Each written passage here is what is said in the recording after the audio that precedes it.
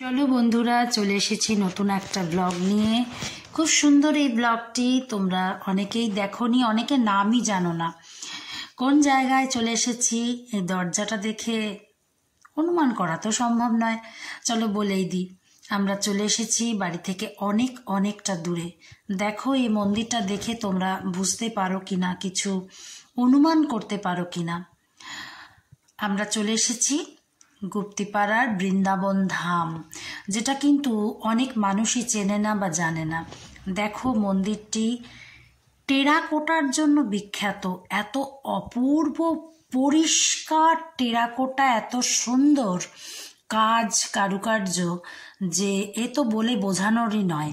ছোট ছোট করে দেখো পুরো মন্দিরটার গায়ে আমি দেখানোর চেষ্টা করেছি তোমাদেরকে এই সুন্দর মন্দিরটি। এখানে রয়েছেন রাম সীতা মন্দির। তো এই রাম সীতার মন্দিরে ভেতর আমরা যখন গেছি তখন কিন্তু মন্দিরটি বন্ধ ছিল।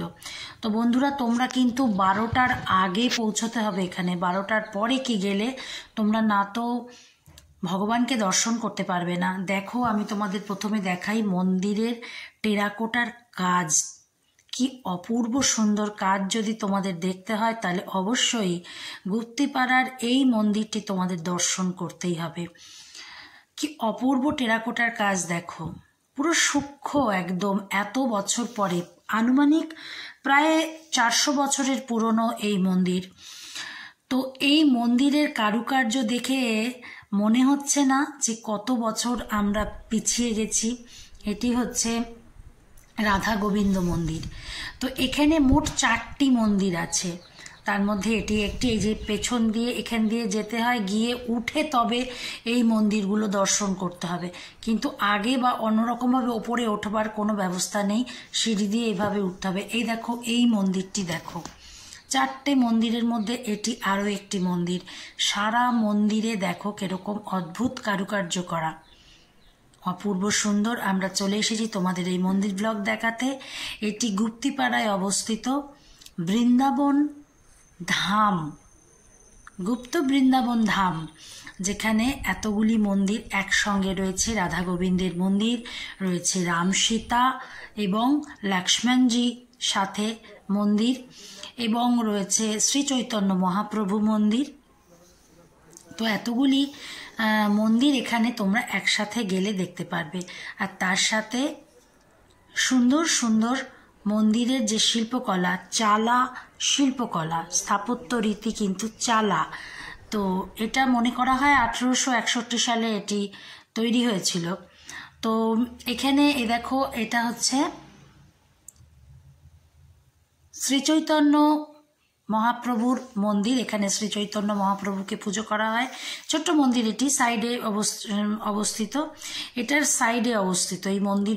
মেন যে বড় মন্দিরগুলো তার পাশে এই মন্দিরটি অবস্থিত। এটা হচ্ছে মেন মন্দির, রাধা গোবিন্দ পূজিত হন এখানে। তো এই মন্দিরটির কারুকার্য না দেখলে বোঝানো খুব মুশকিল।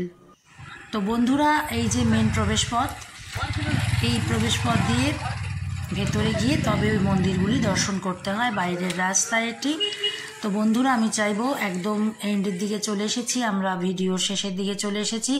তো বন্ধুরা, পুরো চত্বরটা দেখো, মন্দির প্রাঙ্গণের পুরো চত্বরটি তোমরা দেখো। এখানে অটো, টোটো সব কিছুই মিলবে। কালনা স্টেশনে নেমে তোমরা এখানে চলে আসতে পারো। অপূর্ব সুন্দর মন্দিরের নিদর্শন দেখো, 4টি মন্দির এখানে রয়েছে। এটা একদম সামনের দিককার অংশ। তো বন্ধুরা, আমি চাইবো তোমরা আমার সাথে নতুন নতুন মন্দির ব্লগ দর্শন করো, এবং যারা এখনও এই চ্যানেলটিকে সাবস্ক্রাইব করনি তারা অবশ্যই সাবস্ক্রাইব করে বেল আইকনটি টিপে দেবে, যাতে তোমরা নতুন নতুন মন্দির ব্লগ দেখতে পারো। তো আমার অনেকটা লেট হয়ে গেল এবারের ভিডিও দিতে। আমাকে খুঁজে বার করতে হয় কোথায় কোথায় কি মন্দির আছে, তো সেই জন্য একটু দেরি হয়ে গেল। তো তো আমি বন্ধুদের কাছে ক্ষমা প্রার্থী। সেই জন্য বন্ধুরা তোমরা সবাই একটু আমার সাথে থাকো, সঙ্গে থাকো নতুন নতুন মন্দির ব্লগ দেখবার জন্য। আশা রাখছি তোমাদের এই মন্দিরটি খুব ভালো লেগেছে। কার কিরকম লেগেছে অবশ্যই একটু কমেন্টস করে তোমরা অবশ্যই জানাবে, তাতে আমি নতুনভাবে উজ্জীবিত হব, নতুনভাবে নতুন ব্লগ তোমাদের কাছে নিয়ে আসবো এবং তোমাদেরকে দেখানোর একটু চেষ্টা রাখবো। পুরো মন্দির চত্বর, পুরো মন্দির প্রাঙ্গণ আমি দেখিয়ে দিলাম, কোথায় কিভাবে যেতে হবে। এই দেখো টোটাল ডেসক্রিপশন দেওয়া আছে এখানে, সব কিছু তোমরা দেখে নাও এবং সেইভাবে তোমরা চলে যাও। অনেক অনেক ধন্যবাদ তোমাদেরকে জানাচ্ছি। সবাই ভালো থাকো, খুশিতে থাকো, আমার সাথে থাকো আর দেখতে থাকো নতুন নতুন মন্দির ব্লগ।